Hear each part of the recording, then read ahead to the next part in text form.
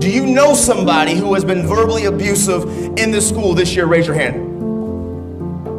Are they in here right now? Don't you have to point them out, but you know that you've witnessed somebody be a bully before, and they're in this room right now. Raise your hand high. I want to see those hands. Good. Now let me talk to whoever that is, and I don't need to know who you are by name, because all of your peers just raised their hands and they identified you. They're thinking about you right now, and I don't know where you are, young gun or hot shot, whoever you think you are. I don't care what you look like. I don't care how much of an image you want to portray. I want to talk to you and tell you exactly who you are. And every single one of those peers that raised their hands just now, they're thinking of you. And so just because I don't know who you are, they do. And I have the microphone, and I'm going to talk to you real quick because I know who you are. You come to school and you want to pick on and step on the ones that don't meet your image. You want to bully and make fun of kids that don't look like you or don't talk like you. But see, I know who you really are. I know who you are when no one's around. I know who you are when it's just you and yourself and your thought process and your home life.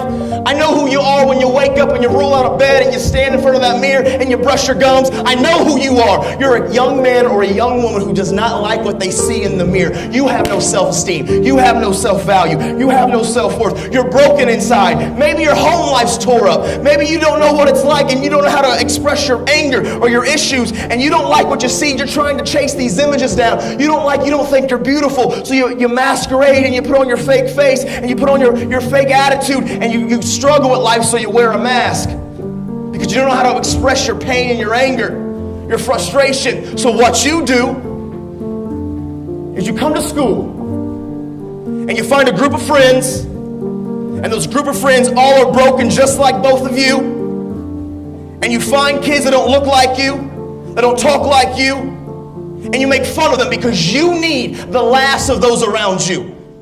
You need the self-approval of those around you, because that's what feeds your self-esteem. That's what feeds your ego. That's what feeds that you think that you have value, because you don't know how to express the fact that you're broken and you're hurting and you need help. You've lost how to communicate with your counselors. You've lost how to communicate with your parents. You don't know how to express the issues that you're having in your life.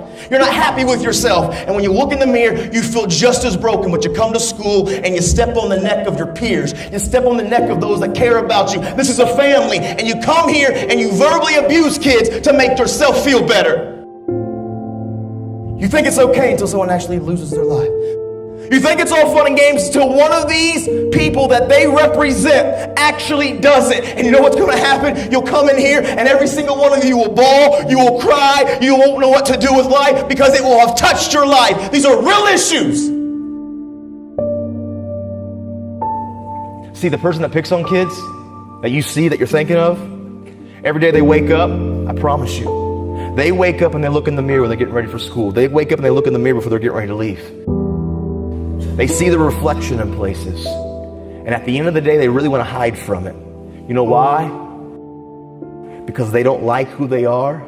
Maybe they come from a broken family and they got issues at home that aren't going well. Maybe they've made a lot of poor choices and their grades are failing. But the reality of it is they don't like who they are as a person. Maybe they don't like their weight. Maybe they don't like their hair color or their skin color. Maybe they think their nose is too big or their voice sounds weird or strange or different. And they're trying to be other things to other people. But at the end of the day, the person that's picking on kids in here, they don't have self-worth. They don't have self-value. They don't have self-respect. And they don't like who they are.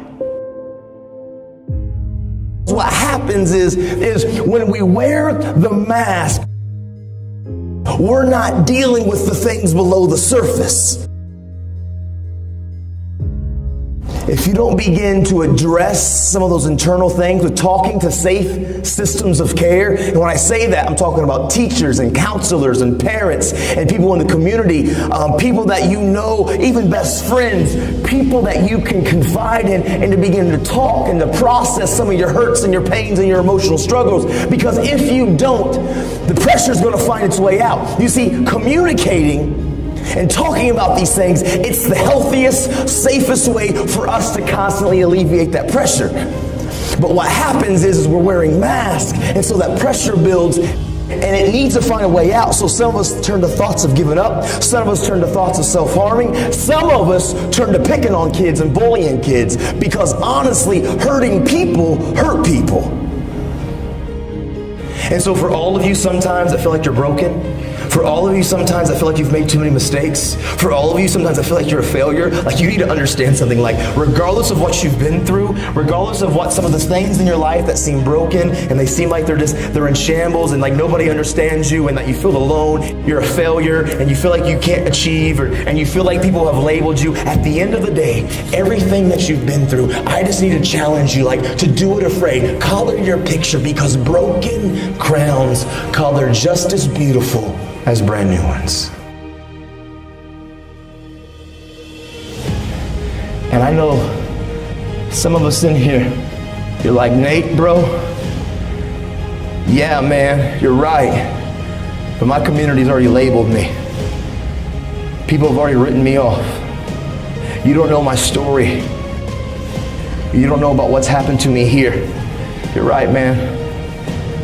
But I do know that you matter. And I do know that you have friends around you. And I do know that you have counselors and teachers and people surrounding you. And you don't have to do this on your own. But you will never get there, ever, by stepping on the necks of others around you.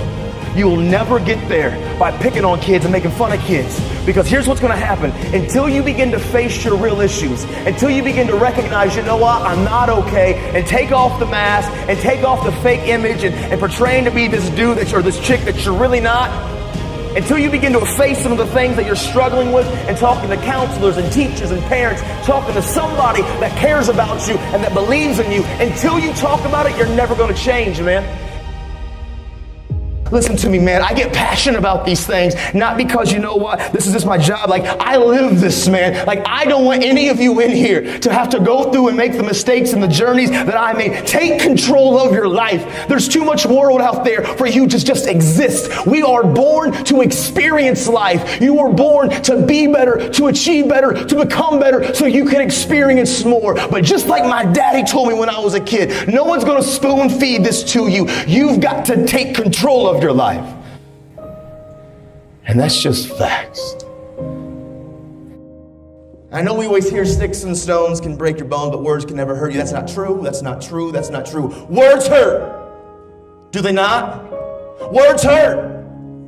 It is a natural thing for every one of us to want to feel respected, want to feel loved, and want to feel valued and not invisible to somebody.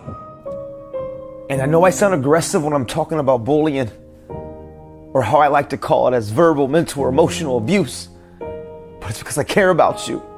And you're never going to reach your full potential until you take off your mask. You're never going to fulfill your destiny until you get to the root of why you treat us the way you treat us. You're walking wounded. You are valuable. You have worth. You're not alone. But you have to find the courage to begin to talk about your hurts and your pains.